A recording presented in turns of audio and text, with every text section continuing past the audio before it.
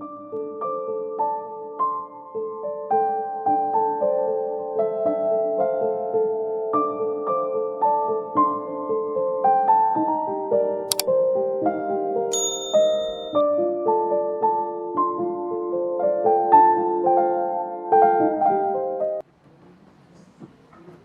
billahi minasyaitonir rajim. Bismillahirrahmanirrahim. Alhamdulillahirabbil alamin. Alhamdulillahilladzi alafa baina qulubina fa asbahna bi ni'matihi ikhwana. Wa asyhadu an la ilaha illallah wahdahu la syarika lah. Wa asyhadu anna Muhammadan abduhu wa rasuluh al-mab'uts rahmatan lil alamin. Wahaikum jami'an, tahiyatul Islam, tahiyatul salam, tahiyatul ahlil jannah. Assalamualaikum warahmatullahi wabarakatuh.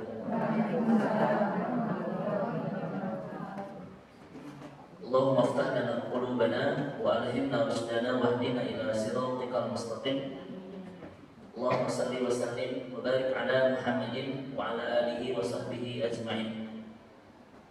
Ibu, para pemahat, para akhwat yang Allah rahmati dan Allah berkahi, puji syukur hanya milik kita Allah Subhanahu wa taala. Mudah-mudahan pertemuan iman kita di pagi hari ini untuk kembali melingkar iman di taman surga bertolabul ilmi serta MTN Al-Muhajirin, mudah-mudahan Allah catat menjadi bagian terbaik, bagian terindah dan bagian tersempurna dari amal soleh kita di hari ini. Mudah-mudahan menjadi pemantas Allah Subhanahu wa taala untuk melayakkan kita mendapatkan hasanah di dunia dan hasanah di akhirat, kebaikan di dunia dan kebahagiaan kelak di akhirat. Dan mudah-mudahan Allah senantiasa terus membersamakan kita penuh keistiqomahan dalam kebaikan di dunia, agar Allah terus membersamakan kita penuh kebahagiaan sampai ke surga. Hari ini adalah Al-Muhadharah Al-Thalithah, Al-Mawdu' Al-Thalith, yaitu pertemuan ketiga atau materi lanjutan ketiga dari judul Yaqum wal Futur fi Ta'atillah. Hati-hati dengan virus futur dalam ibadah kepada Allah. Di pembahasan pertama kita sudah membahas apa definisi futur dan apa gejala-gejalanya. Sudah kita bahas bahwa futur itu adalah al-firasat, yaitu virus yang kalau menjangkiti kita, gejala rendahnya adalah al-kasaru ba'da nasyad. Kita akan merasa malas dalam ibadah yang sebelumnya semangat. Itu gejala rendahnya atau gejala ringannya. Jadi kalau ibu-ibu terasa malas ibadah yang sebelumnya semangat, berarti ibadah kita sedang tidak sehat. Ibadah kita sedang kena virus futur, namun masih gejala ringan. Dan gejala beratnya adalah al-inqita' ba'dal harakah. Kita berhenti dari ibadah yang sebelumnya kita melakukan. Kalau ada di antara kita berhenti tahajudnya, berhenti duhanya, berhenti tilawahnya, berhenti ngajinya, dan ibadah-ibadah yang lain, itu tandanya ibadah kita sedang terjangkiti virus futur stadium berat. Yang biasanya setiap hari ibu-ibu kajian di 5 tempat, ya Bu. Pagi sudah di mana, siang sudah di mana, malam sudah di mana. Diundang saya Ustaz. Sampai kata si Ustaz, udah izin. Tetapi satu hari jangankan 5 acara, ya Bu, ya, satu kajian pun itu malas untuk datang, walaupun pengajian dekat dengan rumah. Berarti memang ibadah kita sedang terjangkiti virus futur stadium berat. Ada nggak di antara kita yang pernah berhenti dari ibadah yang sebelumnya kita lakukan? Kalau ada, berarti memang ibu itu pasien, ya, sedang sakit, ya, dengan virus ini. Harus diobati, ya. Dan di bahasan kedua, kita sudah membahas tentang penyebab kenapa kita terjangkit virus futur, ya, Bu, ya. Di antaranya sedikit biar kita nyambung di pertemuan hari ini. Nah ini Bu ya, yang melakukan ini. Nah ini penyebab-penyebabnya ya, yaitu kita terlalu memaksakan diri dalam ibadah. Jadi siapa yang memaksakan diri di dalam ibadah pasti akan terkena virus futur. Ustaz, saya mau baca Al-Quran sehari 10 juz. Ustadz, saya mau tahajud 3 jam setiap malam, bahkan siang malam. Yang memaksakan diri dan memberatkan dalam ibadah pasti akan cepat berhenti ibadahnya. Makanya ibadah itu yang terbaik bukan memaksakan diri harus banyak, tetapi istiqomah walaupun sedikit. Itu yang terbaik kata Rasulullah Sallallahu Alaihi Wasallam. Kemudian faktor yang kedua yang menyebabkan kita mudah terjangkiti virus futur adalah al-mujawazatul haddi fi ta'atil mubah. Kita terlalu berlebihan di dalam hal-hal yang mubah. Banyak makan, banyak minum, banyak tidur, banyak healing. Healing tiap hari gitu. Healing hal-hal yang gratis. Banyak nonton, itu terlalu berlebihan di dalam hal-hal yang mubah pasti menyebabkan ibadah itu cepat terkena virus futur. Makanya kata Allah, kulu washrobu wala tusrifu. Kita boleh makan, kita boleh minum, tidur dan sebagainya, wala tusrifu, tapi jangan berlebihan. Ibu ya, ibu setiap hari teh kumpul sama circle ibu ya untuk arisan sebelah itu. Kalau tiap hari itu nggak bagus. Atas nama ayah goreng kuningnya tiap hari gitu. Itu tidak bagus. Ya. Jangan terlalu berlebihan di dalam hal-hal yang mubah. Nonton sehari 4 jam, sehari 5 jam, 1 jam nonton drama Korea, sisanya nonton sinetron Indosiar, baru udah gitu tuh. Memang hidup itu tidak seindah drama Korea, tapi tidak seru dan sinetron Indosiar, baru udah. Faktor yang ketiga adalah at-taksir fi amal yomi wal lailah. Kita terlalu kurang dalam amal-amal harian. Apa yang disebut dengan amal harian? Amal-amal harian itu adalah amal-amal sunnah pengiring amal-amal wajib. Kalau ibu kurang rawatib, kurang zikir, kurang tilawah setiap hari itu ya, kurang duha, pasti kita akan mudah kena penyakit futur. Karena amal-amal harian itu seperti pagar yang menjaga rumah. Kalau rumah ada pagar aman. Tapi kalau ibu punya rumah tidak punya pagar, rawan tukang kredit, COD dan lain-lain berdatangannya. Demikian juga ibadah kita. Kalau kurang amal harian, pasti akan mudah terkena virus futur. Ustaz, bagaimana cara menjaga amal-amal wajib, jaga dengan amal-amal sunnah? Kalau ibu ingin terjaga sholat wajibnya, jaga sholat rawatibnya. Kenapa? Rawatib saja dijaga, apalagi yang wajib. Namun sebaliknya, kalau kita sudah tidak merawat yang rawatib, pasti nanti yang wajib pun rentan. Betul? Seperti tadi, kalau rumah ada pagar, aman rumah itu. Tapi kalau rumah tidak ada pagar, rawan itu. Betul? Ustaz, bagaimana cara menjaga semua amal-amal wajib, jaga dengan amal-amal sunnah, ya.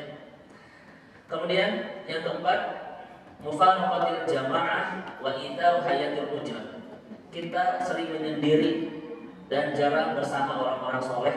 Ibu kita nyari, ibu di kamar, di koekan, di kerang, di benci, di juru, ayo setiap hari kita harus punya program bersama orang-orang soleh. Walaupun ibu itu ibu rumah tangga.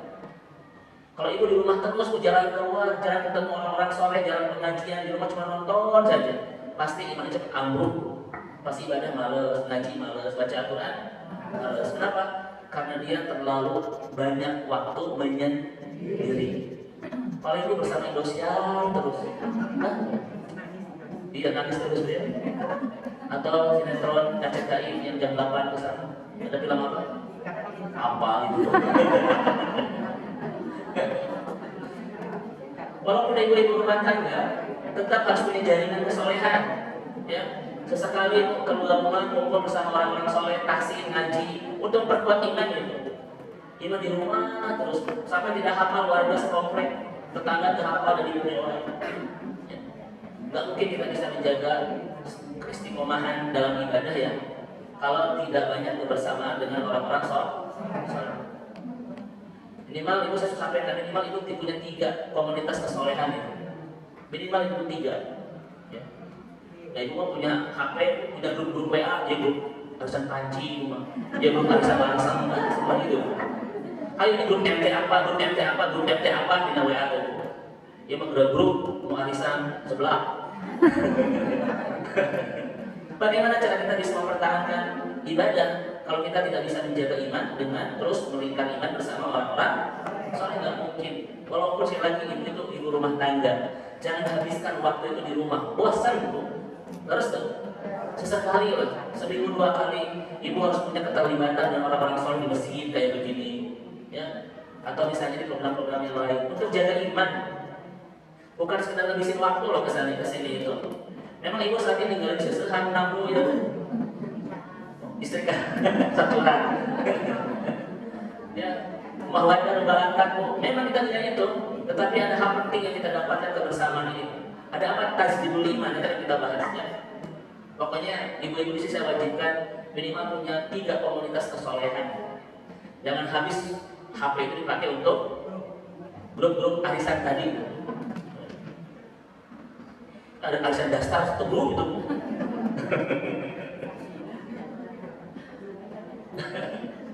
Baiknya sampai apa dasar segalanya. Pasar baru lagi. Yang terakhir, apa faktor yang menyebabkan kita mudah terjangkiti virus betul? Al-wuqu' fil ma'asi was-sayyi'at. Kita banyak terjebak dengan dosa dan kemaksiatan. Dosa itu kata Imam Al-Juzani itu tak melelahkan kita dalam ketaatan. Kata Ibnu Qayyim memberatkan kita dalam ibadah. Saya ulang bu. Kata Imam Al-Juzani dosa itu at-ta'ab, melelahkan kita dalam ketaatan. Kata Ibnu Qayyim dhaful amal, memberatkan kita dalam ibadah. Makanya saya sudah tanya di kajian sebelumnya, ada nggak ibadah yang berat? Tidak ada. Karena Allah sudah mengatakan la yukallifullahu nafsan, apa bu? La yukallifullahu nafsan illa wus'aha. Allah tidak pernah membebani kita dengan ibadah yang tak mungkin kita lakukan. Tak ada. Semua perintah-perintah Allah sudah diukur dengan kemampuan kita. Tak ada yang berat. Tak sanggup kita lakukan, tak ada. Kalaupun kita tidak sanggup, tidak akan diwajibkan. Contoh haji, betul? Kalau nggak sanggup wajib tidak? Tidak. Karena haji itu adalah istito'ah, diwajibkan bagi yang mampu. Artinya apa bu? Tidak ada ibadah yang berat. Tidak ada ibadah yang di luar kemampuan kita untuk melakukan. Namun yang jadi pertanyaan, kenapa banyak yang merasa berat di ibadah yang tidak berat? Betul? Ada nggak bu yang berat tahajud? Ada yang berat untuk pengajian? Sampai tadi di rumah tuh ngaji ulah itu tapi 2 jam itu terus ulang ngaji ulah. Untuk ngaji di absen, mengaji hal-hal. Padahal tidak berat ya bu ya. Makanya kenapa ada orang yang merasa berat di ibadah yang tidak berat? Saya sudah sampaikan di kajian sebelumnya, bu. Kita ini pasti hafal Quran, pasti. Kenapa? Karena Allah itu apa? Karena Al-Quran, firman-firman Allah itu menggunakan bahasa yang mudah dihafal. Tidak ada bahasa yang mudah dihafal kecuali bahasa Al-Quran. Kalau kita ngapalkan pasti hafal. Pertanyaannya, nah itu hafal? Nah tahu. Malah saya hafalkan. Hafalkan Ar-Rahman, hafal ayat kelima, 4 pohon. Terus gitu, pas dites Ar-Rahmanir-Rahim, terus Al-Fatihah. Ah Ustaz, kalau hafalkan deh. Mentang-mentang ibu punya teori itu ya, at-ta'allum fil kibar kanaksi 'alal ma. Belajar di waktu tua seperti melukis di atas air. Ustaz, kan iya aya dalil mah, ya mau ngapalkeun. Dan naon ngapalkeun poho wae. Apa dalilnya? At-ta'allum pakai dalil itu. Ya. Al-Quran itu tidak ada kaitan dengan muda dan tua, nggak ada. Karena saya menjadi saksi sejarah. Saya pernah wisuda ibu-ibu usianya 68 tahun di Bogor. Itu 2 tahun dan tidak bisa iqra hafal 30 juz bu. Cuma 2 tahun. Saya saksinya bu, karena ketika itu saya nggak bisa tahu sekali. Dari mulai iqra, dari ba'alba, corona, kholako, jamana, kadaba itu Kita sampai 30 juz hafal 2 tahun, Ibu bayangin. Usia 68 tahun.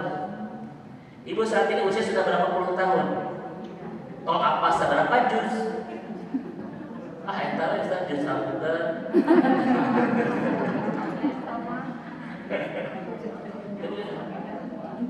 Tahun terus berganti, Ibu. Hafalan tidak pernah berubah. Mereka full series. Apa maksudnya Bu? Kulhu, kulamu, kuliah. Irhamin nabihna. Dan kalau nggak pakai pasti hafal. Betul. Saya pernah sebelum ke Mesir, itu saya pernah ke Jawa Timur. Di sana ada daerah namanya Pare. Betul Bu? Ada yang di sini ada orang Jawa Timur. Tempat ngapalin Quran. Di sana itu Bu ada program 3 bulan hafal Quran. Dan itu biasa, 3 bulan hafal. Bayar sama Ibu coba. Karena Al-Quran itu kalau disungguh-sungguhin pasti mudah untuk dihafal. Ustaz ada terus puluhan tahun tak apa-apa, nanti ngapalkan. Ya. Nah, oleh karena itu ibadah itu tidak ada yang berat. Lalu kenapa kita merasa berat? Dosa. Dosalah yang memberatkan ibadah yang sebenarnya nggak berat. Makanya kalau kita banyak yang merasa berat ibadah, itu tandanya banyak dosa. Bisa nggak kita mengukur sebanyak apa dosa kita? Bisa. Lihat perasaan Ibu ketika ibadah ringan atau rudet. Kalau rudet, ibadah hoream. Bangun jam 3, tidur tahajud istikharah itu tanda bahwa kita banyak dosa. Orang-orang yang gak banyak dosa ibadah itu enak, ringan, betul? Nah itu. Inilah 5 faktor kenapa kita mudah terjangkiti virus futur. Nah hari ini pertemuan terakhir dari kajian tentang virus futur ini. Pertemuan hari ini akan konsentrasi di bagaimana cara menyembuhkan, bagaimana cara menerapi, bagaimana cara mengobati kalau kita sudah terjangkiti virus futur. Makanya kemarin sudah kita bahas kapan kita boleh berhenti ibadah. Setelah datang kematian. Itulah waktu di mana kita boleh istirahat dari ibadah. Sebelum datang kematian tidak boleh kita berhenti dalam ketaatan. Betul Bu?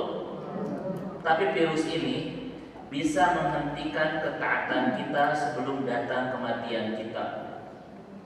Banyak orang yang belum meninggal tapi sudah berhenti Bu saum Daudnya, sudah berhenti saum Senin Kamisnya, sudah berhenti tahajudnya, duhanya, tilawahnya. Banyak gara-gara apa?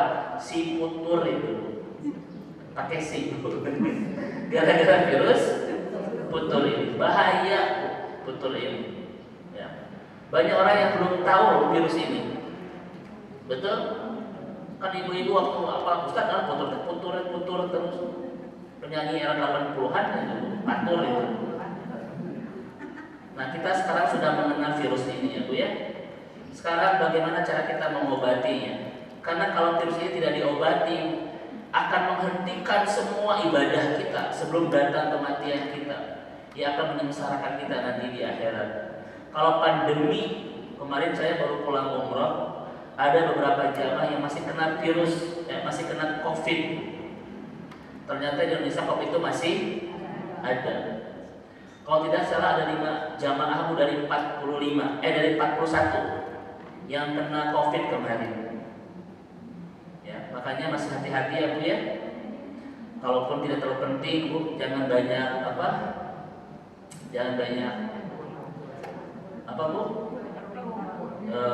Betul?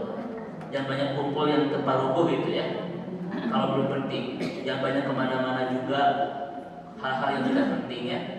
Karena ini hati-hati untuk menjaga agar kita tidak terjadi hal-hal yang tidak diinginkan.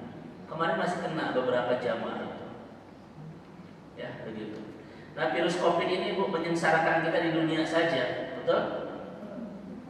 Tetapi kalau virus ini menyengsarakan dunia akhirat loh. Virus kotor ini. Di dunia kita sengsara karena orang yang gak ibadah pasti tidak akan ditolong hidupnya sama Allah, betul loh. Karena hidup kita itu refleksi dari ibadah kita. Saya ulang ya. Hidup kita ini adalah refleksi dari ibadah kita. Baik buruknya hidup kita tergantung kepada apa kabar ibadah kita. Itu rumus Al-Quran yang gak mungkin diubah. Baik buruknya hidup seorang hamba sangat bergantung kepada apa kabar ibadahnya. Maka kehidupan yang saat ini sedang kita jalani betul-betul menjelaskan ibadah yang sedang kita istiqomahkan itu seperti apa. Karena nggak mungkin ada orang yang hidupnya baik ketika ibadahnya tidak baik. Ibadah ini disebut snowballing effect. Apa arti snowballing effect? Efek bola salju, itu bukan judul lagu Soleh, bukan ya Bu ya? Oh betul. Ibadah ini snowballing effect. Ketika dia baik, dia akan menggelinding ke semuanya jadi baik. Rumah tangga baik, Bu ya, keuangan baik, anak-anak semua baik, perasaan semua menggelinding terus mengini kebaikan ke semua kehidupan kita. Tapi kalau ibadah kita tidak rapi, berantakan dan bermasalah, akan ngepek kemana-mana. Rumah tangga kita pasti ada masalah, keuangan kita pun pasti ada masalah, anak-anak pun pasti ada masalah. Kalau ibu bilang, Ustaz, nah si anak-anak teh hese ibadah teh, itu refleks kita mungkin Bu. Kita yang kurang menjaga ibadah, itu nanti nyambung ke anak-anak kita ya. Makanya apa kata Hasan Al-Basri? Kalau seorang hamba bermaksiat, itu akan terlihat di 3 hal. 1 di rumah, 2 di pasangan, 3 di pertama di pasangan, kedua di anak-anak, ketiga di keuangan. Pasti ada masalah di sana.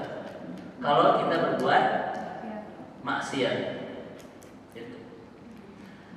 Makanya ibu-ibu, kalau kita kena virus kotor ini, kemudian berhenti ibadah, pertama kita akan sengsara di mana?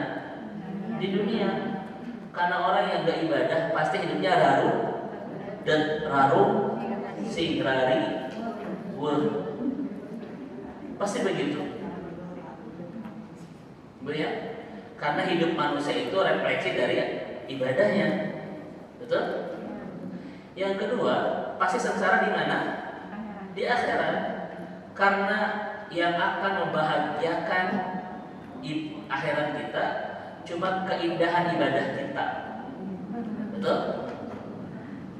Coba ibu-ibu kalau setiap sholat suka baca doa ini enggak? Allahumma la mani'a lima a'taita wa la mu'tiya lima mana'ta wa la yanfa'u dal jaddi minkal jaddu. Ibu sering baca doa ini?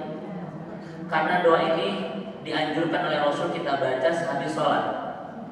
Kalau ada yang belum hafal, inna lillahi. Karena doa wajib loh yang kita baca habis sholat. Allahumma la mani'a lima a'taita wa la mu'tiya lima mana'ta wa la yanfa'u dal jaddi minkal jaddu. Di ayat ini doa ini kita baca minimal sehari berapa kali? 5 kali kan? Kenapa doa ini dianjurkan oleh Rasul harus kita baca minimal 5 kali dalam sehari? Karena Allah ingin ngingetin kita bahwa pembahagiaan kita nanti di akhirat bukan dal jadi minkal jaddu, bukan keberlimpahan, bukan kesuksesan, bukan kecantikan. Bukan itu pembahagia kita di akhirat. Betul? Oleh Allah diingetin kita 5 kali bahwa faktor pembahagia itu wala yang fa'u dal jaddi minkal jad, bukan keberlimpahan, kesuksesan, keberhasilan, kecantikan, bukan. Itu semua nggak berarti bagi akhirat. Betul nggak Bu? Kalau kita lihat di dalam Al-Quran, faktor pembahagia akhirat cuma 1, amal soleh. Betul? Apa dalilnya? Orang-orang yang pulang ke akhirat ada nggak yang minta kembali ke dunia? Banyak dalam Al-Quran. Ingin ngapain? Bukan ingin namatin sinetron preman pensiun 7, bukan. Ataupun pengen bla bla bla, bukan. Apa kata mereka? La'ali a'malu sholihan fimma taraktu. Ya Allah, kembalikan aku ke dunia. La'ali a'malu sholihan fimma taraktu, agar aku bisa beramal soleh sebagaimana dulu aku sering tinggalkan. Jadi nanti kita setelah ke akhirat minta dikembalikan ke dunia, bukan untuk yang lain, bukan ingin tahu bagaimana kabar Andin selanjutnya dan ada barang itu. Saya apa namanya walaupun tidak pernah nonton, karena ibu-ibu sering cerita itu. Bukan, tetapi ingin beramal. Coba saya tanya ibu-ibu sekalian, siapa? Ada nggak di dalam perempuan cerita tentang perempuan yang cantik? Ada, yaitu istri Abu Lahab, namanya Barok, tapi kan cantik banget, disebut dengan Ummu Jamil, Miss Universe, ibunya segala kecantikan. Abu Lahab itu paman Rasul, ganteng, maka disebut Abu Lahab. Ada dua makna. Satu, memang wajahnya itu bercahaya seperti api. Yang kedua, memang emosinya tinggi, maka disebut dengan Abu Lahab. Bapaknya yang meledak-ledak. Ayah sendiri Rasul pun Abu Lahab. Ganteng nggak Bu? Abdullah ganteng tidak? Kalau Abdullah itu lagi tawaf, itu perempuan-perempuan di Quraisy itu mendekat ke Ka'bah, bukan ikut tawaf, duduk di pinggiran, nikmati kegantengan Abdullah. Kalian ada Bu? Baliknya. Ganteng loh bapaknya Rasulullah itu, Abdullah itu. Memang itu darah biru dari Abdul Muthalib, seorang tokoh pemegang kunci Ka'bah yang ganteng. Melahirkan anak namanya Abdullah pun ganteng, dan Nabi Muhammad pun ganteng itu. Memang ini adalah turunan ya. Turunan itu ganteng. Kalau ibu tanjakan atau turunan ganteng tanjakan walau alam gitu. Nah, Abu Lahab ini laki-laki ganteng, paman Rasul. Makanya punya istrinya cantik Bu, namanya Barok. Tetapi karena sangat cantik disebut dengan Ummu Jamil, ya kan? Ibunya segala paling cantik ketika itu. Saya tanya ibu-ibu, di dalam Al-Quran kisah tentang perempuan cantik ini, kisah tentang surga, kisah tentang neraka. Fi jidihha hablum min, di lehernya dikalungkan kalung dari rantai dari api. Ternyata cerita tentang kecantikan tidak menjamin cerita tentang surga. Enggak. Contohnya Ummu Jamil, cerita Al-Qur'annya tentang neraka, betul? Artinya apa ibu-ibu sekalian? Pembahagia akhirat kita bukan wala yang fa'udal jadi min kaljan. Bukan itu. Ini ada apa? Hah? Oh, semalam. Baik. Lupa lagi berusaha sampai mana. Yang membahagia kita ini adalah amal saleh. Mudah-mudahan lelahnya kita kayak begini terus menumpuk amal soleh adalah cara kita untuk merencanakan kebahagiaan kelak di akhirat ya. Baik, kita akan masuk ibu-ibu, bagaimana cara kita mengobati kalau sudah terjangkiti virus futur ini.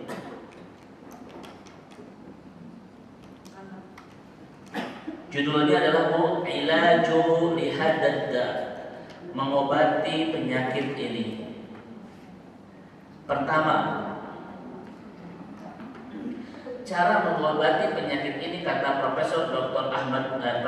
Said Muhammad Nuh dalam buku Afat Al-Tariq adalah tajdidul iman bi thalabil ilmi.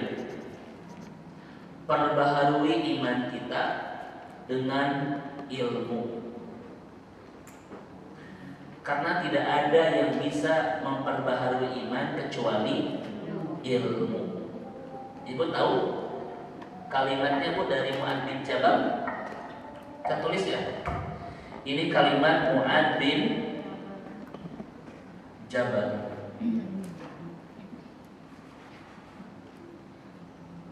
Nih, saya tulis dulu. Ijlis bina nu'minu sa'atan. Nah, ini Ijlis bina nu'minu sa'atan. Ini kalimat populer seorang sahabat bernama Mu'adz bin Jabal. Jadi cara menyembuhkan penyakit ini adalah apa Bu? At-tasdidul iman bitolabil ilmi. Perbaharui iman dengan ilmu. Ibu lihat hadis Rasulullah SAW. Innal imana la yahluku fi jawfi ahadikum. Iman itu cepat lusuh di dada kita. Kama yahluku saub, sebagaimana lusuhnya baju. Saya Bu tadi sebelum berangkat mengistrika adalah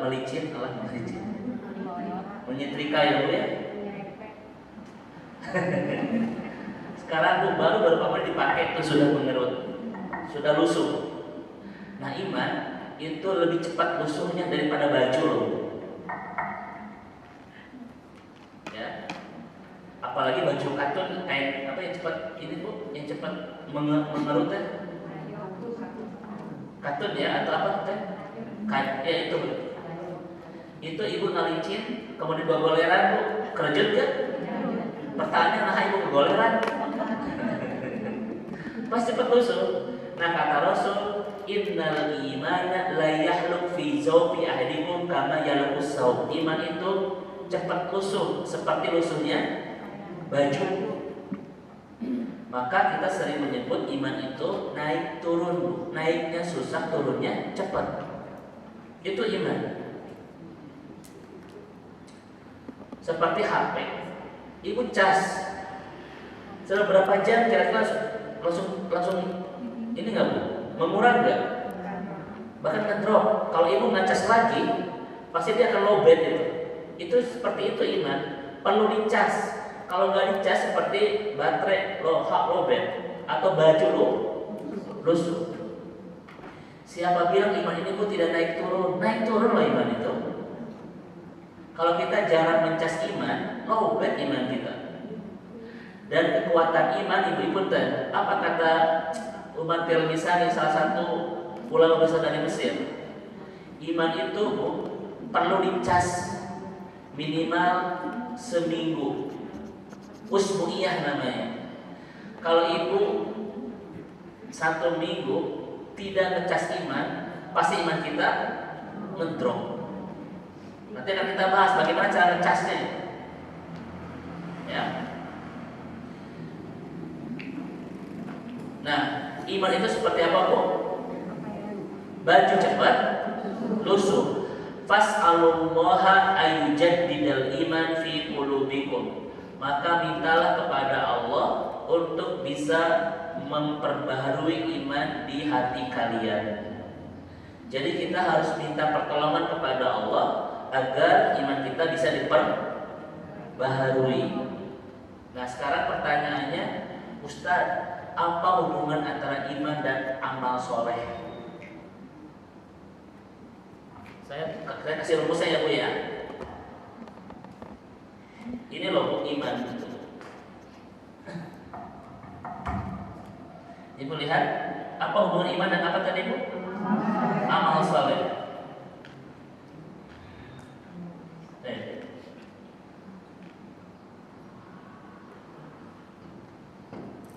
Nah ini ya saya tulis.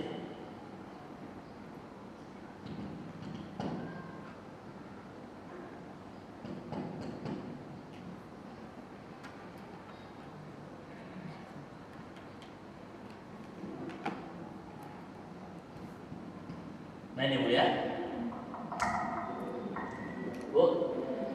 al-imanu mutamayyizah, tambitul a'mal mutamayyizah. Iman yang baik akan melahirkan amal soleh yang baik. Kekuatan amal soleh kita hanya bisa kita bangun dengan keimanan. Tak mungkin ada orang yang baik dalam amal soleh ketika imannya tidak baik. Coba saya tanya ibu-ibu di sini, ada nggak di antara kita yang sering malas ibadah itu? Itu tanda apa? Iman sedang drop. Gak mungkin ada orang yang imannya itu tidak baik, amal solehnya baik, tuh gak mungkin. Kenapa? Karena kekuatan amal soleh sangat bergantung kepada iman. Ya.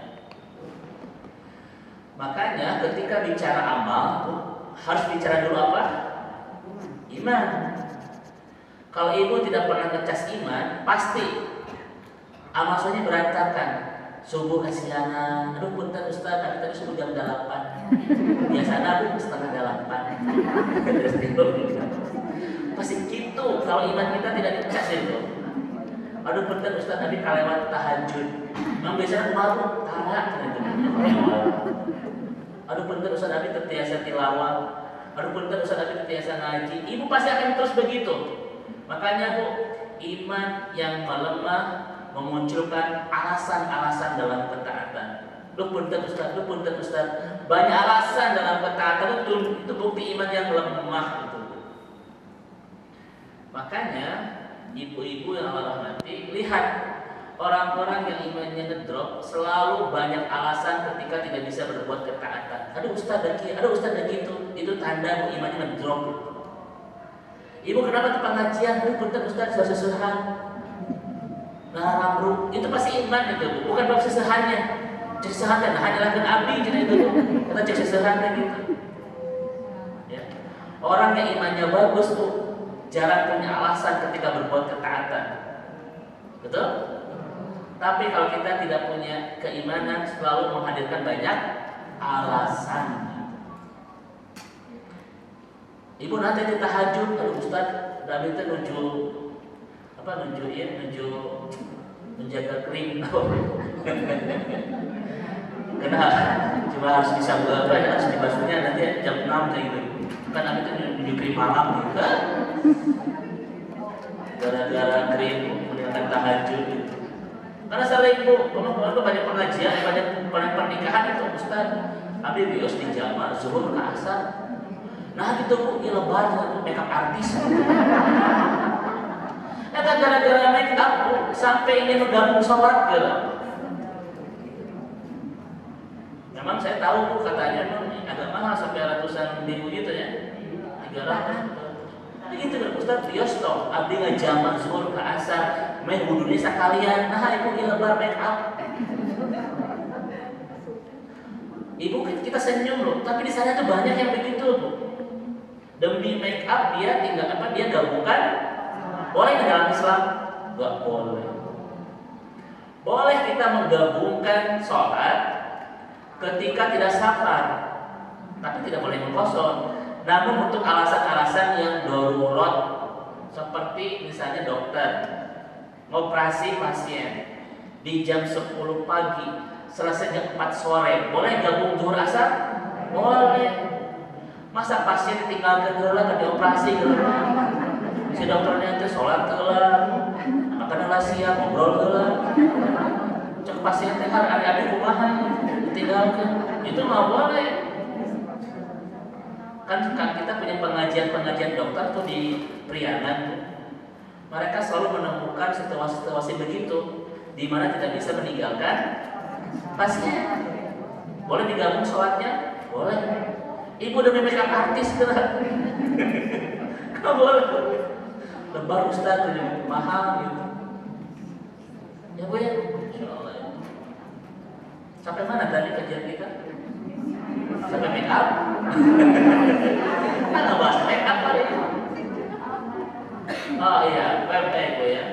Makanya jangan bermimpi kita bisa menciptakan karya-karya amal soleh yang baik ketika iman kita tidak diperbaiki, nonsen, bahasa itu tidak mungkin.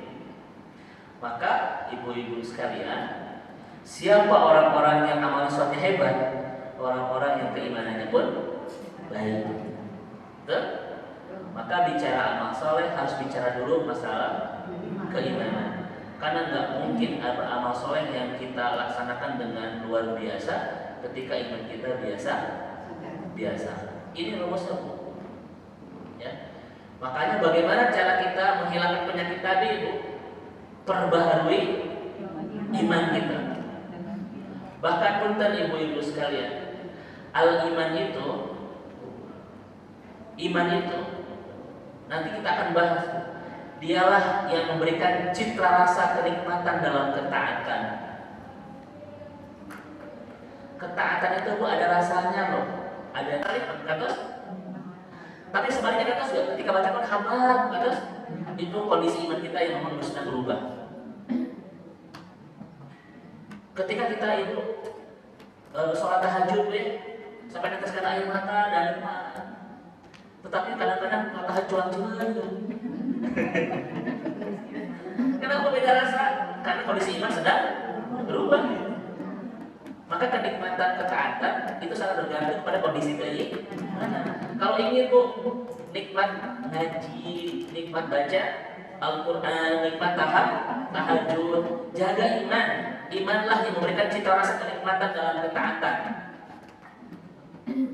Iman kadang mau ngaji pun halal, ya gue hanya merasakan ketenangan saja, pun tenang. Mesti kalau hanya begitu saja gitu. Nudutan ya gue. Baik, walaupun kan ikut tahu saya sudah bahas itu ya. Kan usia manusia itu ada berapa, Bu? Ada dua periode ya. Periode lemah menguat dan periode kuat melemah, itu Al-Quran. Tsumma ja'ala min ba'di dha'fin quwwah. Tsumma ja'ala min ba'di dha'fin quwwah. Dari lemah menguat.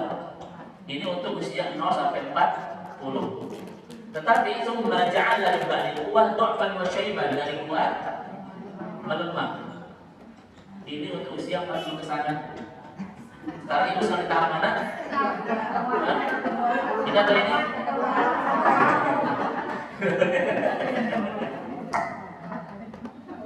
Di tahap mana bu sekarang? Makanya manusia itu kan diambil dua kelemahan sebelumnya, kelemahan setelahnya, gitu. Tetapi beda, Bu. Lemah sebelum dan lemah setelah itu beda. Kalau lemah sebelum itu penuh dengan kelucuan, kan bayi lucu-lucu ya Bu ya. Tapi kalau lemah setelahnya penuh dengan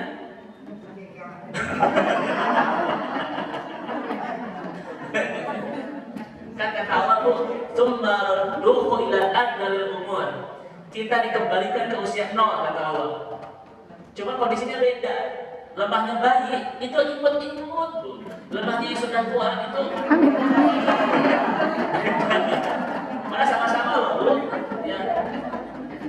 Kan lemah, yang lemah ke kuat. Ini kan usia-usia bayi, Bu ya. Ini di sini tuh lucu, tuh imut-imut. Ini lemah setelahnya usia apa? Sepuh. Nah itu beda tuh. Nah, ya itulah, gue usah jelasin lagi. Tetapi kondisi awal, bukan Bu, kondisi akhir akan sama seperti kondisi awal. Di mana ada orang yang numputannya kadang berak, gitu ya. Kadang ingatannya tidak bagus. Kan seperti bayi aja. Itu kata Al-Quran, tsumma radduhu ila adzalil umur. Dikembalikan ke usia seperti bayi. Yang penting dalam bahasa kita disebut dengan pikun. Itu adalah usia apa itu periode bayi di usia akhir itu. Sama seperti anak kecil. Kadang manja itu, ya Bu ya. Kadang apa? Tapi tadi suasananya beda. Betul?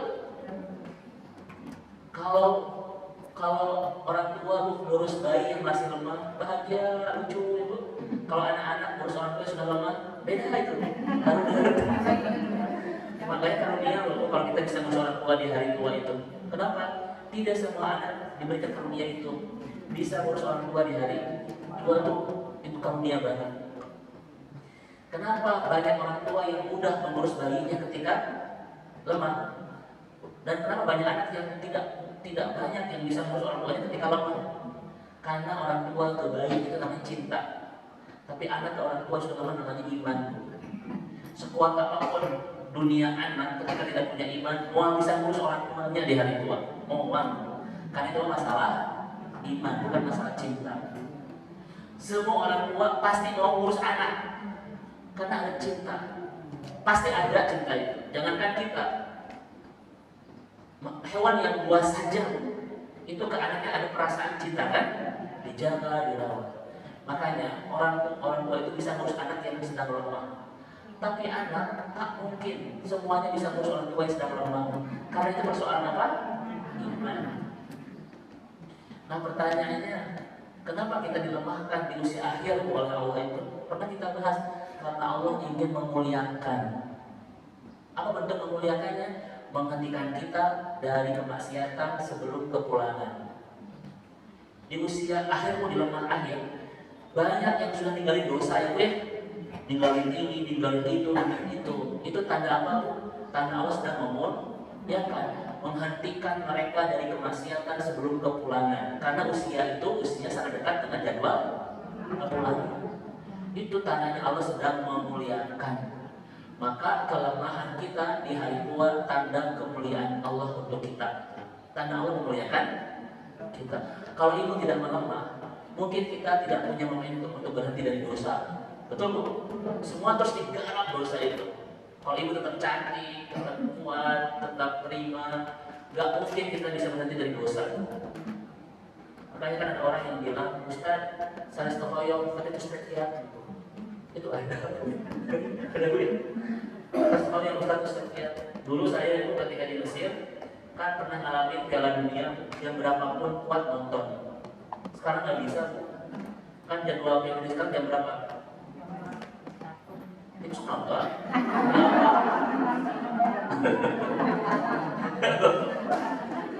Saya nggak kuat Bu.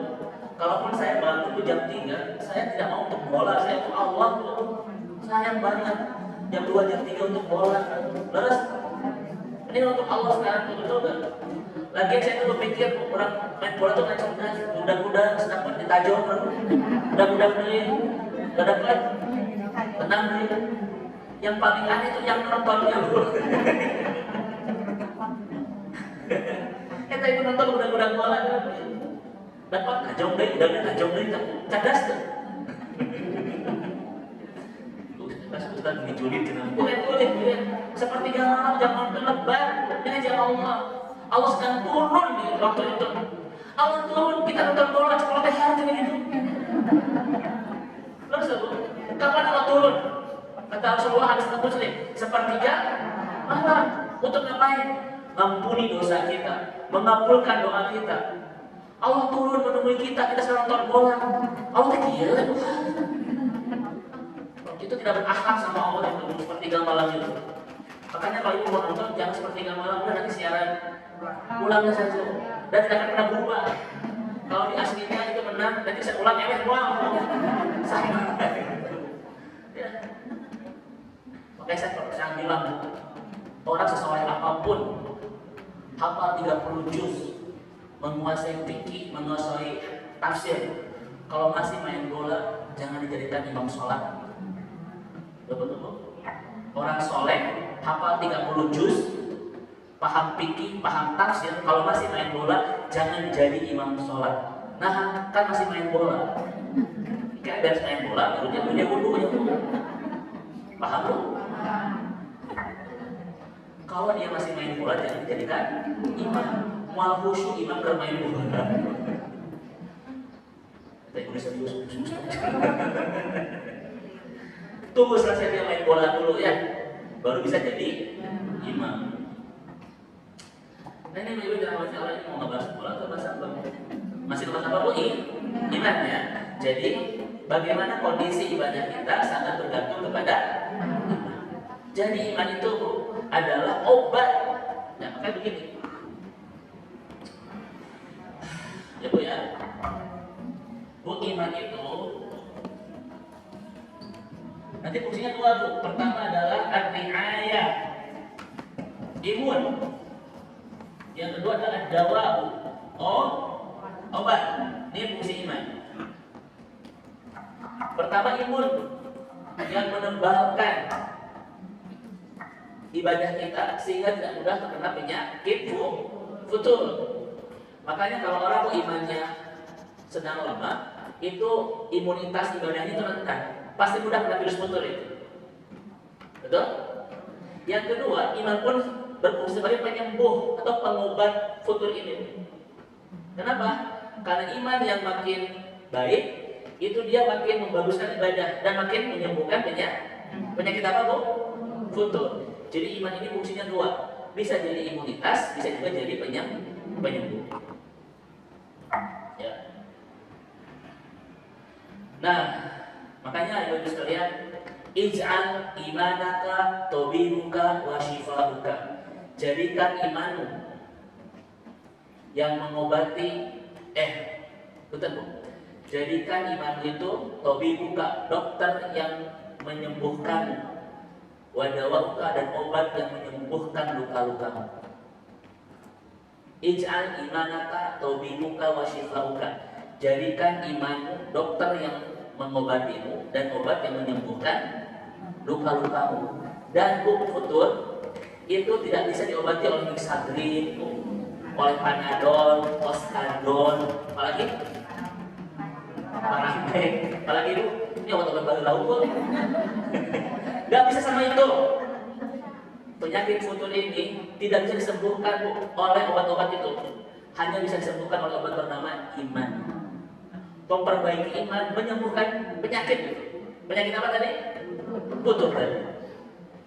Ibu menunjuk kami ke warung misalkan Oskadon. Nah, Bu, abi kan sedang punya penyakit futur tadi. Ya. Nah sekarang bagaimana cara muatin iman? Kalimatnya kembali ke Mu'adz bin Jabal.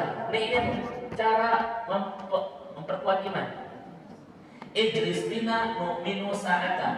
Duduklah bersama kami, kita memperbaharui iman sejenak. Di sini ada kalimat iman, di sini ada kalimat duduk. Ijlis itu duduk. Nu'minu sa'atan itu kita perbaharui iman sejenak.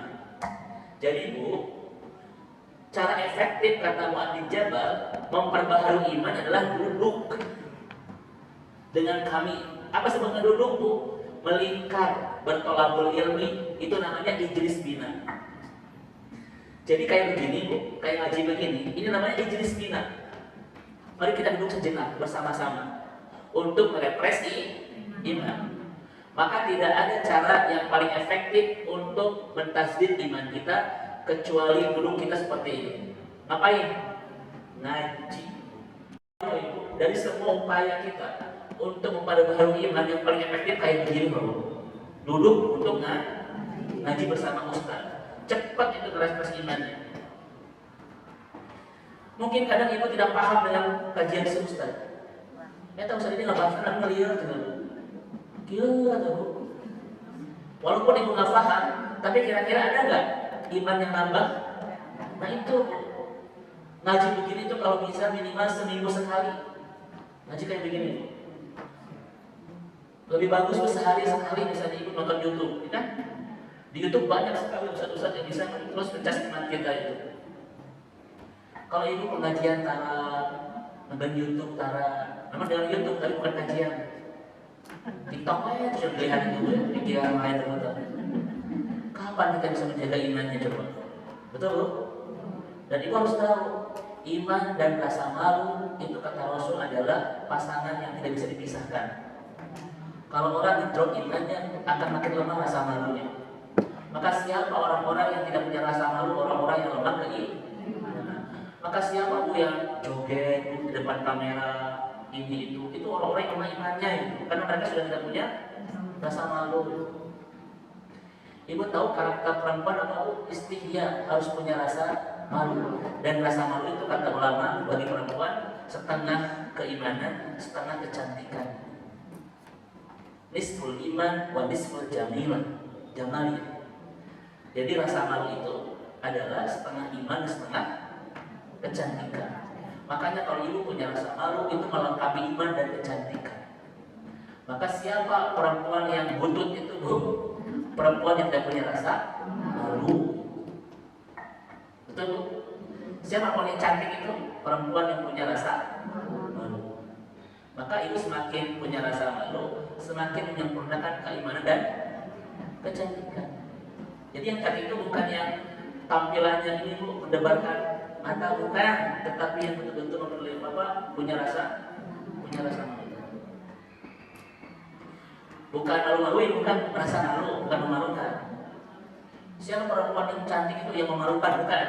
Yang punya rasa malu, bukan memalukan. Biasanya yang memalukan itu yang tidak punya rasa malu. Pasti dia tuh memalukan. Betul bu? Ayo.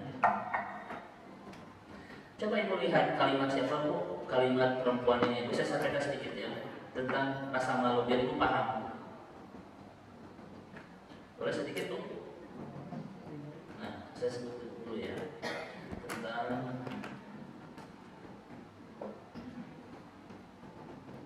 tuh ibu lihat ini tentang perempuan ini ibu. Coba lihat.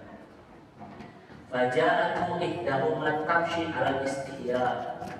Maka salah satu dari kedua putri Nabi Syuaib itu datang kepada Musa dengan malu. Itu kata perempuan harus malu-malu, bukan malu. Harus malu-malu. Dan itulah tipikal perempuan yang hebat dalam keimanan. Gak mungkin dikira di TikTok betul. Opak kantin dikira bu. Dikira bu ya. Baik. Itu yang keberapa bu?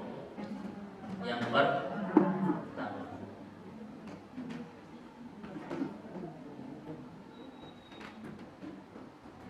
Yang kedua,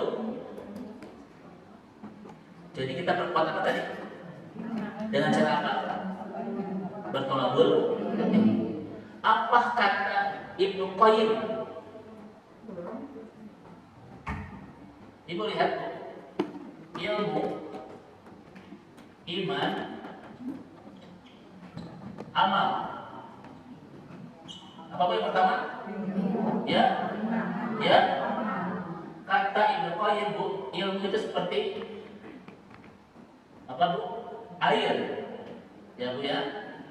Iman seperti tanah dan amal seperti nabat, tumbuhan. Nah, kita lihat bu, apa hubungan ilmu, iman dan amal? Ilmu seperti air bu, yang jatuh ke tanah, jadi subur nggak? Jadi subur nggak bu tanah? Dari tanah yang subur akan menumbuhkan tumbuhan kan? Nah itulah ungkapan Ibnu Qayyim tentang ilmu, iman dan amal. Ilmu itu menyuburkan iman, dan iman yang subur akan memunculkan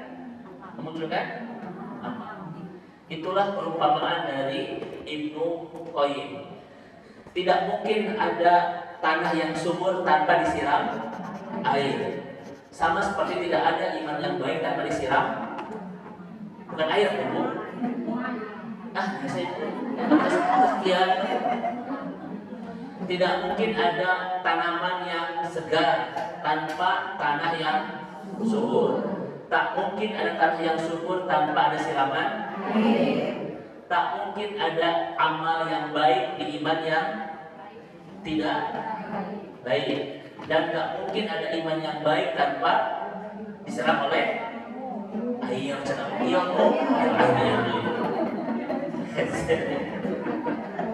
Paham ya bu ya?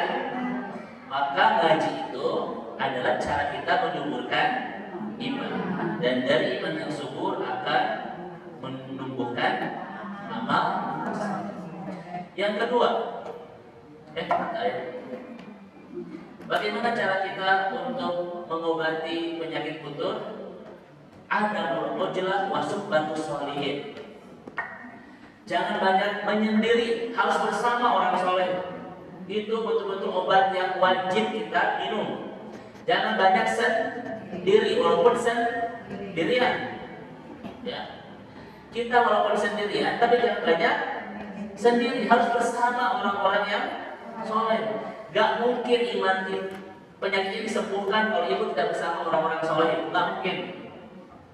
Harus banyak bareng sama orang-orang yang soleh. Kok bersama orang soleh kamu nyemangatin terus kan?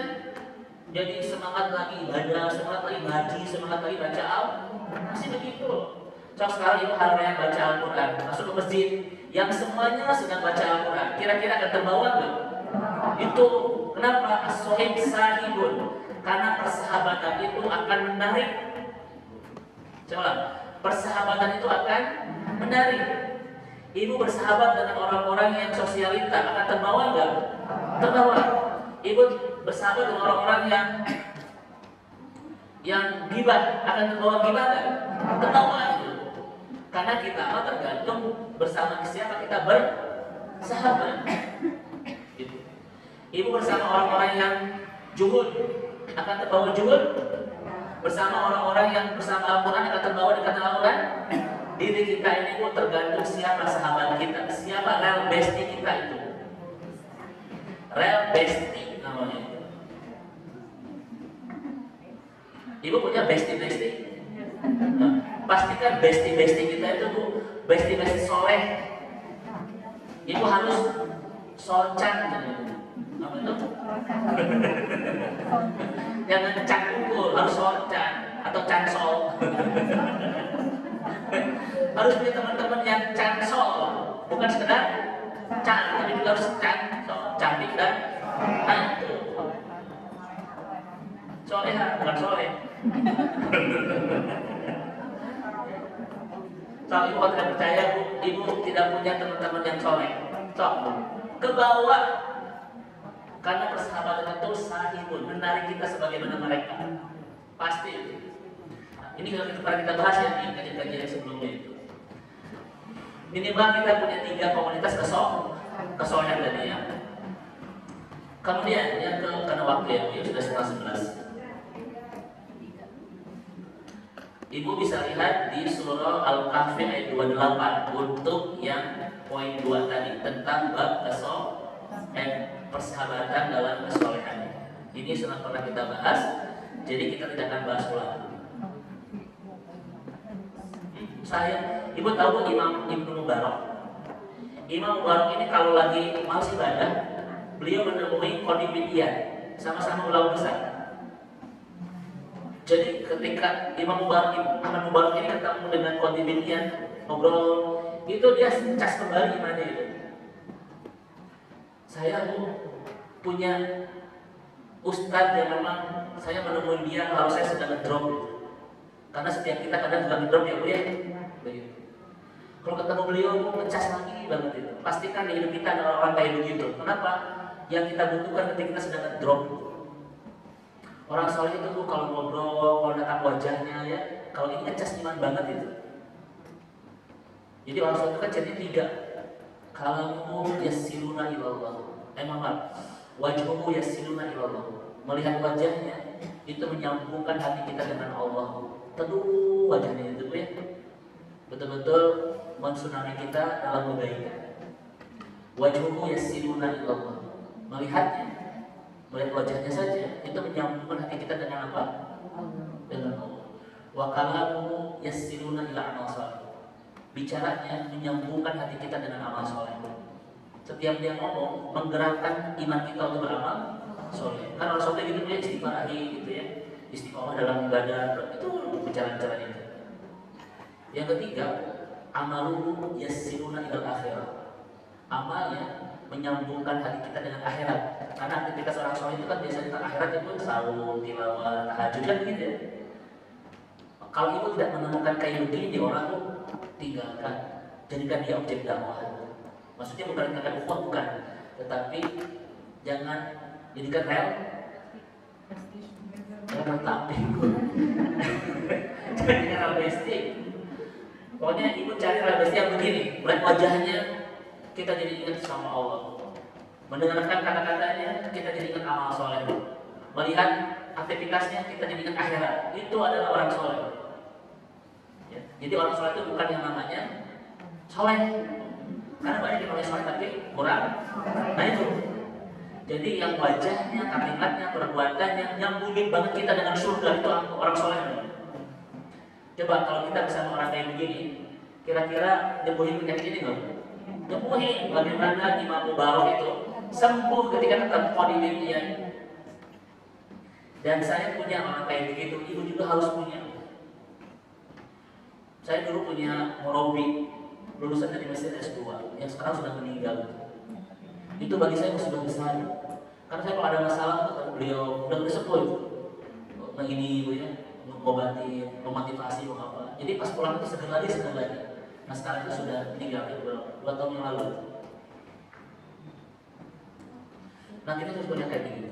Jangan sampai kok kita melihat orang ingat itu jadi bukan amal soleh, jadi ingat itu kuburan,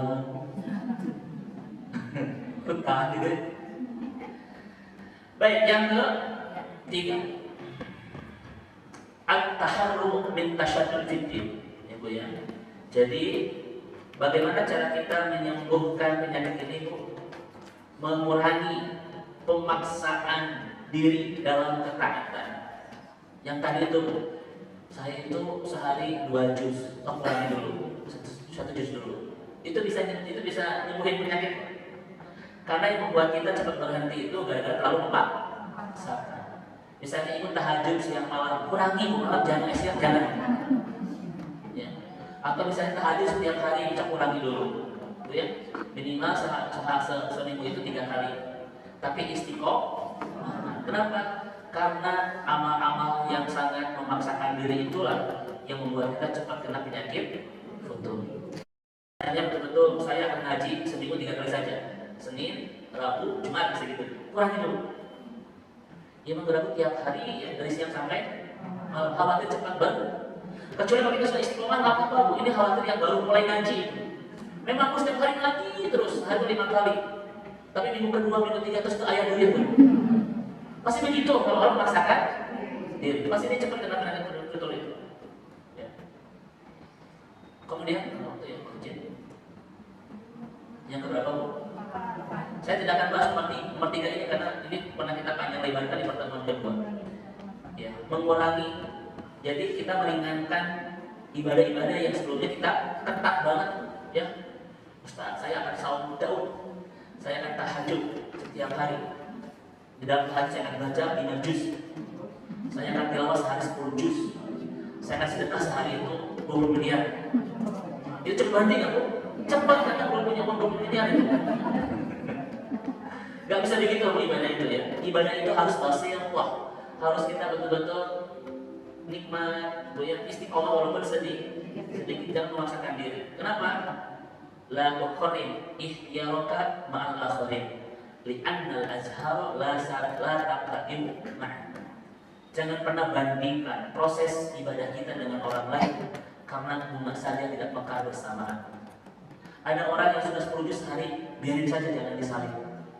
Ada orang yang sudah tahajud setiap hari, biarin saja, jangan dibandingkan dengan kita. Kenapa? Setiap kita punya waktu untuk bermekaran sendiri-sendiri dan bunga saja tidak mekar bersama. Ada waktunya di mana kita bermekaran. Coba diulang pasangannya Bu. Coba diulang bersamaan. Entah sudah begini. La tuqarrin ihtiyaraka ma'al akhirin li'annal azhar la taqtadihuma. Jangan bandingkan proses ibadah kita dengan orang lain karena bunga saja tidak mekar bersamaan.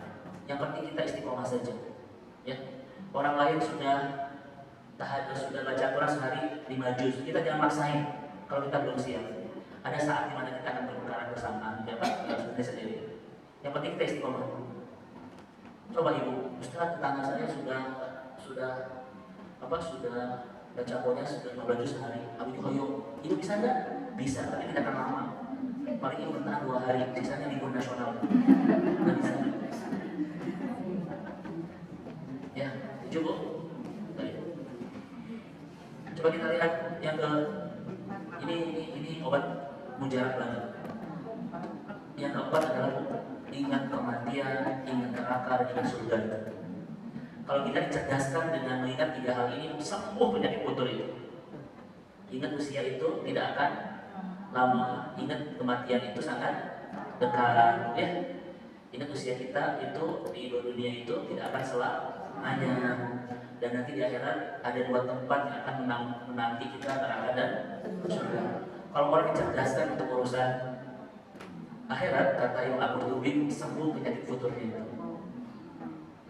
Betul, sembuh. Ini saya tidak akan bahas panjang lebar ya, karena ini sering kita ulang-ulang. Makanya kata Rasulullah, aku seringlah melihat sebelum menghancur segala kenikmatan itu kematian. Kita ingin mati sehari berapa kali? Satu. Kita itu ingat mati kalau kita sedang ada yang meninggal, kalau ke rumah sakit, kalau ada yang kena musibah. Paling itu saja kita ingat meninggal itu. Tapi kalau kita sedang nonton, sedang ngomong, sedang apa, ingat kematian enggak? Karena enggak gitu. Kita banyak ingatnya, banyak lupanya. Tuh, makanya mudah kan kena penyakit umur karena kita sering lupa untuk ingat dengan kematian. Ya Bu ya? Saya kemarin Bu melayat, beberapa yang melayat orang yang usia masih 50-an. Dia itu tidak ada gejala penyakit. Oh iya, tidak ada penyakit, tapi meninggal di usia 50-an. Usia 50 berapa gitu ya, tidak lama. Dan saya sudah sangat dekat dengan usia 50 tahun gitu loh, saya kan baru 41. Jadi seakan-akan saat ini memang Allah sedang mengatakan kepada kita, sudah sangat dekat pertemuanmu denganku. Karena usia 40 ke atas itu adalah usia persiapanku. Kalau kita terus mengingatkan kayak begini, semangat ibadah itu, betul? Semangat itu. Kenapa? Karena sebentar lagi akan pulang. Maka tidak ada yang bisa, kata Imam Qurtubi itu, yang mengkhusyukkan sebuah ketaatan kecuali ingat tentang sebuah kematian. Itu kata Imam Qurtubi. Tidak ada yang mengkhusyukkan sebuah ketaatan kecuali ingat tentang sebuah kematian. Bahwa kita ini sebentar lagi akan, dan memang kita sudah punya jadwal kepulangan masing-masing yang tidak tahu kapan waktunya. Namun sudah pasti kita sudah punya jadwalnya. Bahkan boleh jadi ada di antara kita yang sudah sangat dekat dengan jadwal kepulangan itu. Dan Bu, ketika kita pulang di sana, kehidupan kita tidak sama dengan di sini. Di sini itu ada amal, tidak ada hisab. Sementara di sana kita dihisab, yang pada akhirnya akan menentukan masa depan apakah kita ke surga atau ini. Ingat terus Bu begini, sembuh penyakit tadi itu. Ya. Dan yang terakhir adalah muhasabatun nafsi kulli yaum. Kita terus mengevaluasi diri setiap hari, namanya muhasabah. Apa arti muhasabah? Memeriksa amal siang hari kita di malam hari untuk diperbaiki kesalahannya dan ditingkatkan kebaikannya. Itulah namanya muhasabah. Saya ulang. Apa itu muhasabah? Memeriksa amal siang hari kita di malam hari untuk diperbaiki keburukannya dan diistiqomahkan kebaikannya. Jadi malam itu bukan untuk nonton TV, tapi muhasabah diri. Kapan? Wabil ashari hum yastaghfirun, terutama di sepertiga malam. Mungkin nggak kita ini ada perbaikan, peningkatan kalau tidak ada evaluasi? Tidak mungkin. Dan ternyata kata ulama-ulama kita, muhasabah itu akan menyembuhkan penyakit putus. Loh, ternyata saya itu nggak bagus tahajudnya. Ternyata saya itu tidak bagus duhanya. Ternyata saya sering bolong-bolong saumnya. Kalau kita evaluasi gini, Bu, sembuh penyakit itu. Betul? Kapan ibu harus muhasabah? Setiap hari. Beliau kapan? Di malam hari. Ibu lihat di evaluasi semuanya. Oh, ternyata saya itu silaturahminya kurang. Oh, ternyata saya itu masih berbuat kesalahan. Oh, ternyata itu kita malam hari begitu. Dan kapan diperbaikinya? Di siang. Ibu sering begitu setiap hari malam. Ibu setiap hari malam itu nonton TV atau muhasabah diri? Saya muhasabah diri sambil nonton TV. Jadi ya, gak mungkin kita ada perbaikan kesalahan dan peningkatan kebaikan kalau tidak ada evaluasi. Nah, inilah 5 poin ini, ibu-ibu yang Allah rahmati, itu bisa menyembuhkan penyakit futurnya. Saya tidak akan bahas satu persatu dengan panjang lebar, karena ini sedikit kita bahas di kajian kita di hari ini ya. Nah, ini sedikit boleh 2 menit. Nah, bagaimana cara muhasabah diri? Ada 3 ya. Ada 3. Muhasabah diri itu, ibu akan benar muhasabahnya kalau dengan 3 cara ini. Yang pertama adalah rahmah wal maksiat. Saya tanya kepada ibu-ibu ya sekalian, banyak mana kebaikan Allah, keburukan kita? Banyak mana, Bu? Banyak keburukan kita atau banyak kebaikan Allah? Nah, beda-beda ini Siapa yang mengatakan lebih banyak keburukan kita daripada kebaikan Allah? Siapa yang berpendapat sebaliknya? Cuma 2 orang. Cukup tengah cukup. Orang cukup. Bu, sebanyak apapun keburukan kita, tetap tidak akan pernah melampaui kebaikan Allah. Kebaikan Allah lebih banyak daripada keburukan. Setiap kita berbuat buruk, tetap Allah terus berikan kebaikan. Kira-kira ibu nanti akan berubah jadi baik kan? Contoh begini, ibu tuh buruk terus sama saya, buruk terus, tapi saya nanti balas baik terus. Lama-lama ibu kan baiknya sama saya. Nah, itu. Saya nggak tega untuk nyakitin lagi saya jadi, bager trik gitu. Walaupun nanti ibu prank namanya. Itu kalau ingin membuat orang itu baik, balaslah keburukan dia dan kebaikan. Kalau ibu membalas keburukan dan keburukan, tidak akan pernah membuat orang itu jadi baik. Cara mengubah orang jadi baik ketika buruk adalah membalas keburukan mereka dengan kebaikan. Itu ada harapan dia akan berubah jadi baik. Setiap kita berbuat buruk kepada Allah, Allah terus berikan kebaikan kepada kita. Lama-lama ibu tidak akan tega lagi untuk berbuat buruk, karena Allah terlalu baik. Nah, begitu. Itu cara muhasabah yang benar nanti. Ya. Contoh misalnya, contoh misalnya, ibu tuh sering nyerahkan ke suami ibu, tapi suami itu balasnya dengan senyuman terus. Lama-lama ibu bosan gak nyerahkan terus.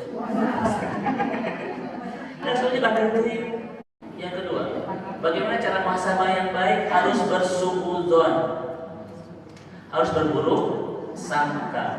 Boleh kita berburuk sangka? Harus. Ibu diharuskan berburuk sangka ke diri sendiri dan berbaik sangka ke orang lain. Jangan dibalik, kawan. Hari ke diri sendiri terlalu baik sangka, hari ke orang terlalu buruk sangka. Itu bukan seorang mukmin yang baik. Mukmin yang baik itu baik sangka ke orang, buruk sangka ke saya itu belum soleh, saya itu belum bagus ibadahnya, saya itu belum bagus tilawahnya, saya itu masih banyak dosa. Harus begitu ke diri sendiri, jangan ke orang. Orang yang tambah di neraka, jangan bawa. Ya, jangan loh. Kesini buruk ke orang baik. Ibu biasanya kesini apa? Baik ke orang. Udah tuh. Kita harus buruk sangka ke diri sendiri, bukan ke orang lain. Orang lain tidak boleh mengizinkan hati kita untuk buruk, ibu ya. Ke orang lain tidak boleh mengizinkan hati kita untuk buruk. Itu dosa. Tetapi buruklah kemana? Ke sini. Kalau ibu merasa saya kurang soleh, saya kurang takwa, saya kurang ini, kira-kira ada perbaikan nggak? Nah itu muhasabah yang benar. Dan yang ketiga, cara muhasabah yang benar itu ibu harus paham apa itu nikmat, apa itu musibah. Saya tanya dulu, apa itu nikmat? Bu, apa itu nikmat? Yang menikmatkan. Apa itu musibah? Yang musibahkan. Nah, cerdas. Apa itu anugerah? Apa itu musibah? Anugerah segala sesuatu yang membuat kita dekat dengan Allah. Musibah segala hal yang membuat kita jauh dari Allah. Benarkan dulu definisinya. Coba, apa itu anugerah? Segala sesuatu yang membuat kita dekat dengan Allah. Apa itu anugerah? Segala hal yang membuat kita jauh dari Allah. Ketampanan suami yang membuat itu makin jauh dari Allah, anugerah atau musibah? Nah, langsung tegas, itu musibah. Ayah mau musibah bagiku. Ketampanan musibahiku, jadi ayah itu GGM, ganteng-ganteng mubazir. Ketika suami ibu memang tidak butuh, tapi sulit-sulit dibilang ganteng, membuat dia semakin dekat dengan Allah. Anugerah atau musibah? Namanya saya akan jawab, anugerah atau musibah? Mari kita ubah definisi. Musibah bukan segala hal yang tidak kita inginkan. Anugerah segala hal yang kita inginkan. Ubah itu nggak benar definisi itu. Anugerah itu segala sesuatu yang membuat kita makin dekat dengan Allah, apapun itu. Dan musibah itu segala hal membuat kita jauh dari Allah.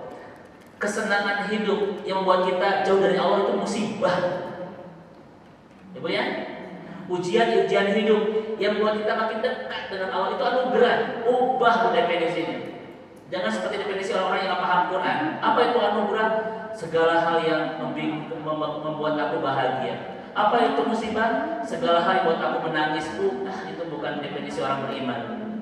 Itu mah definisi orang-orang yang tidak beriman. Setuju Bu? Setuju? Suami Bu, gaji sebulannya hanya 18 koma, tanggal 18 ibu harus siap-siap koma, membuat kita dekat dengan Allah. Musibah atau anugerah? Musibah.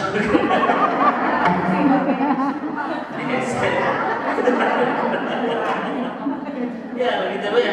Bu, kalau kita belum benar definisi ini, gak akan pernah benar muhasabah kita. Percaya sama saya. Ubah definisi musibah anugerah sesuai dengan Al-Quran. Setuju ya Bu ya? Apa itu musibah? Apa itu anugerah? Apa itu musibah? Nah itu udah definisi kita ya. Apapun ujian-ujian yang Allah berikan di kehidupan kita yang sampai meneteskan air mata kita, membuat kita makin dekat dengan Allah, anugerah. Karena tidak ada hal terindah di hidup kita kecuali kita makin dekat dengan Allah Subhanahu wa Ta'ala. Inilah 5 poin bagaimana cara kita bisa menyembuhkan penyakit futur, dan inilah kajian terakhir kita tentang futur. Kalaupun ada pertemuan lagi, kita tunggu sampai tahun depan ya Bu ya. Baik. Wallahu a'lam bishawab. Baik, ini ada pertanyaan dulu. Khawatir ada yang bertanya.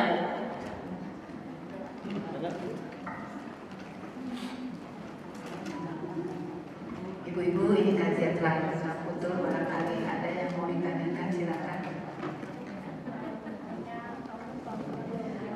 Masih menyimak Pak Ustaz memaknai Bu Anita? Tidak ada. Mungkin sudah Ustaz sudah cukup untuk dimengerti. Mudah-mudahan ini menjadi suatu refleksi kita di akhir tahun. Ibu, ini suatu motivasi untuk kita bersama bagaimana kita memaknai suatu musibah dan memaknai suatu anugerah yang sudah disampaikan oleh Ustaz. Jadi Ustaz, kami mohon doanya untuk menutup kajian ini. Baik, mari kita akhiri pertemuan di siang hari ini dengan berdoa kepada Allah. Mudah-mudahan doa-doa terbaik kita di siang hari ini Allah kabulkan dengan bulan terbaik untuk memberikan keterbaikan buat kita dunia dan akhirat kita. Mari ibu-ibu kita perbanyak kalimat istighfar seterus-terusnya. Astagfirullahaladzim, astagfirullahaladzim, astagfirullah. Mari kita ucapkan hamdalah seindah-indahnya. Alhamdulillahirabbil alamin. La ilaha illa anta wa hayyul qayyum wa atubu ilaik. Ya Allah, ya Rahman, ya Rahim, ya Aziz, ya Ghafar, kami semua mohon kepadamu, maafkan segala kesalahan, kehilafan dan kealfaan kami selama ini. Berikan kesempatan kepada kami semua untuk terus bisa memperbaiki diri ini sebaik-baiknya, bisa mendekati Engkau sedekat-dekatnya. Berikan kami semua kesempatan terbaik untuk menjadi hamba-Mu yang semakin lebih baik, semakin Kau inginkan, semakin Kau banggakan, semakin pantas Kau cintai, semakin layak Kau sayangi. Berikan kami semua kesempatan terbaik ya Allah untuk menjadi hamba-Mu yang makin bahagia hidup bersama-Mu, makin nikmat mencintai-Mu, makin lezat ibadah kepada-Mu ya Allah. Andaikan sudah tiba saatnya kepulangan kami, pulangkan kami di puncak kenikmatan ibadah kepada-Mu, di puncak kebahagiaan hidup bersama-Mu, dan di puncak kelezatan mencintai-Mu ya Allah. Mudah-mudahan Engkau terus istiqomahkan kami dalam ketaatan sampai akhir hayat kami. Mudah-mudahan kami dianugerahi keistiqomahan di dalam ketaatan sampai ujung episode kehidupan kami ya Allah. Dengan demikian kami mohon kepada-Mu ya Rabbana, terus istiqomahkan kami dalam seindah ketaatan kepada-Mu sampai akhir hayat kami, sampai ujung episode kehidupan kami. Terus bersamakan kami dalam ketaatan di dunia, agar kami punya harapan saling menolong, saling mencari, saling menyelamatkan kelak di surga ya Allah. Bersamakan kami semua sampai ke surga-Mu nanti, dan jangan sisakan di antara kami yang tak Kau masukkan ke dalam surga ya Allah. Kami mohon kepada-Mu ya Allah, jangan tinggalkan di antara kami yang sedang terluka kecuali Kau memberikan kesembuhan. Jangan biarkan di antara kami sedang sakit kecuali Kau memberikan kesembuhan ya Allah. Jangan biarkan di antara kami yang sedang kena musibah kecuali Kau angkat musibah itu dan berikan kebahagiaan. Jangan biarkan ada di antara kami yang sedang punya banyak masalah kecuali Kau berikan solusi terbaik ya Allah. Jangan ada di antara kami yang sedang banyak minta dan sangat banyak berharap kecuali Kau kabulkan dan penuhi semua harapan itu ya Allah. Jangan ada di antara kami yang ingin ke surga kemudian Kau tidak mengizinkan ya Allah. pastikan kami semua Kau berikan jalan untuk bersama sampai ke surga. Innaka rabbuna ala kulli syai'in qadir. Terus bersamakan kami dan orang-orang yang kami cintai sampai ke surga nanti ya Allah. Mudah-mudahan kebersamaan kami dalam ketaatan seperti ini cara terbaik kami untuk menemukan jalan pulang ke surga bersama-sama. Mudah-mudahan yang hadir bersama di pertemuan indah pagi hari ini adalah hamba-hamba yang kelak di surga saling menyapa kembali, saling memberi komunikasi iman terbaik dan saling merangkul kebahagiaan karena bersama-sama sampai ke surga. Innaka rabbuna ala kulli syai'in qadir. Rabbana la tuzigh qulubana ba'da idh hadaytana wa hab lana min ladunka rahmah innaka antal wahhab. Rabbana atina fid dunya hasanah wa fil akhirati hasanah wa qina adzabannar. Mohon maaf ibu-ibu sekalian, mudah-mudahan senantiasa dalam kesehatan, kebaikan, keberkahan. Mudah-mudahan akhir tahun ini menjadi akhir dari segala kesulitan dan kesedihan kita dan awal dari segala kebaikan, keberkahan dan kebahagiaan kita semua. Assalamualaikum warahmatullahi wabarakatuh.